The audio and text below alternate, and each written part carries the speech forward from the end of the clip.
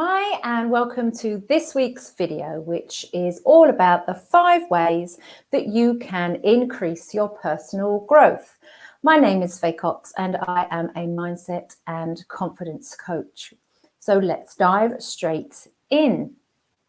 So when we look at personal growth, we are looking very much obviously around the areas of personal development. Now, personal development is exactly that. It's very personal to ourselves. So when we're looking at how we can increase our personal growth, we have to go in first because everything starts within.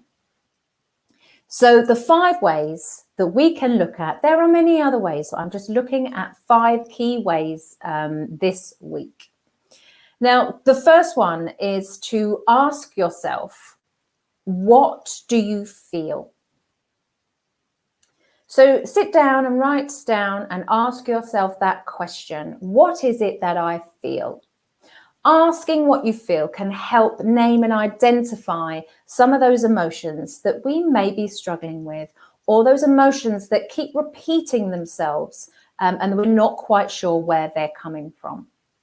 So listen to your own response from within and be honest with yourself.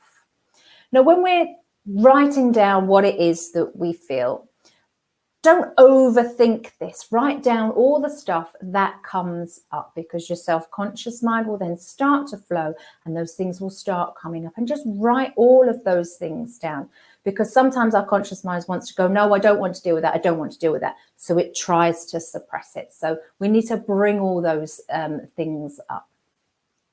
And a lot of the time we try to downplay a lot of those negative emotions because we are hardwired to look for the negative. Our ego kicks in, it's all part of our ancestry survival. So it looks to protect us there. So it will take those negative emotions and try and belittle them and make them feel like they're not as big as they are. But every single emotion that you feel is totally valid. So let's look at those as a whole. Now, the second one, which again, we don't look at enough, is ask yourself, what do I need? Now, a need is totally different from a want. So a want states something that we desire, something that we very much want, that we see as kind of like a gift to ourselves, something that we may consider to be more of a kind of luxury. But we need to be looking at what it is we need. Now, a need is usually a statement, and it's normally trying to tell us something where we need to nurture ourselves. So obviously a want could be like, I want a new car, or I want a new outfit, I want some new shoes, which is probably most of the time one of mine. Now, a need could be that you need a hug, you need human connection, you need someone to listen to you, you need some time out for yourself, or you just need some quiet time.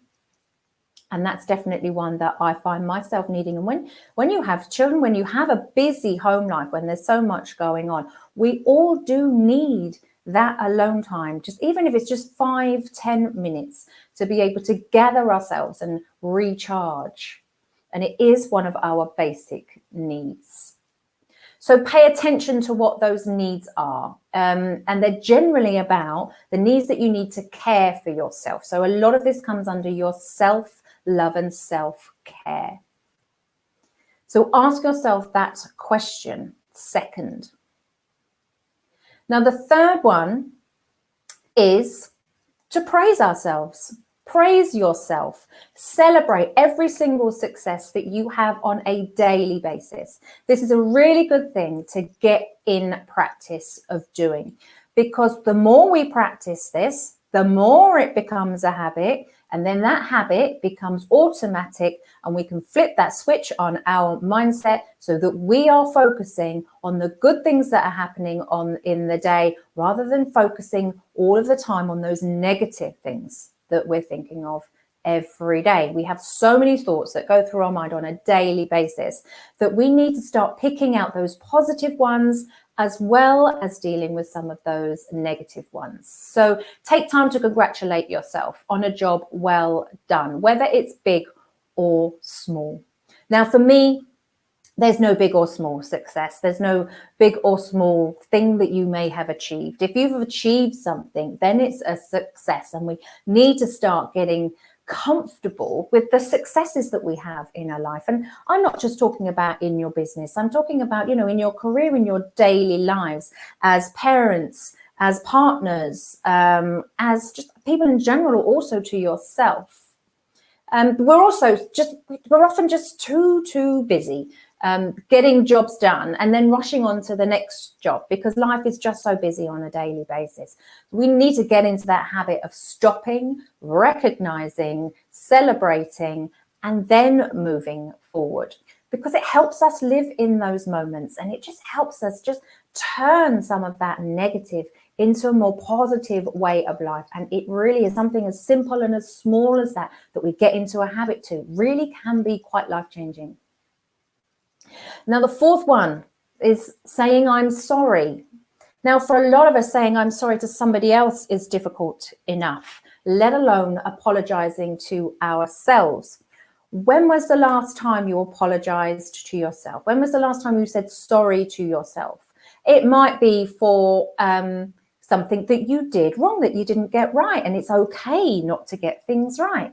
But then we tend to punish ourselves. There's that guilt, that shame, that you must be perfect. The perfectionism comes in here. So we need to start saying sorry to ourselves. We need to be kinder to ourselves, and we need to show ourselves more compassion. So again, this is something that we need to practice. So if there's something that went wrong, or there is something that you didn't do that you think you could have done a little bit better to your ability, whether it be at work, whether it be in your parenting, whether it's just something that you've done in any area of your life, to just sit down and just say the words, I'm sorry. Say those words, feel them, feel where it sits in your body, and let that go. Just saying sorry to yourself and showing yourself that compassion and kindness can make so much difference in your day-to-day life. Now, the fifth and final one for today is play. Now, as I've mentioned, life is so chaotic. There's so much going on. We're trying to balance life, work, family, friends. There's so many things that we're trying to fit into our daily lives, and society as a whole is forever telling us we must be this, we must be perfect this, we must be able to do that, we must be able to do everything all in one go. And you know what, as human beings, it's just not possible. So again, we need to be kinder to ourselves, show ourselves a little bit more compassion, and you know what? Have some fun. We've all heard the saying, all work and no play makes Jack a dull boy. And it doesn't just make him a dull boy, it makes him a stressed boy. It can potentially even make him a depressed boy. It just does not work. And it is sending you into a spiral where you will get to a point where you actually hit rock bottom and you think to yourself, how on earth did I end up here? Go back to your childhood here. Go into that inner child and remember what you used to do when you played. It releases all these endorphins. It really does encourage that positivity, and it makes you feel good. So what is it that you like to do? What do you enjoy doing? What do you class as play? And I want you to be doing more of that. Introduce one thing in a time frame and then start to introduce another one.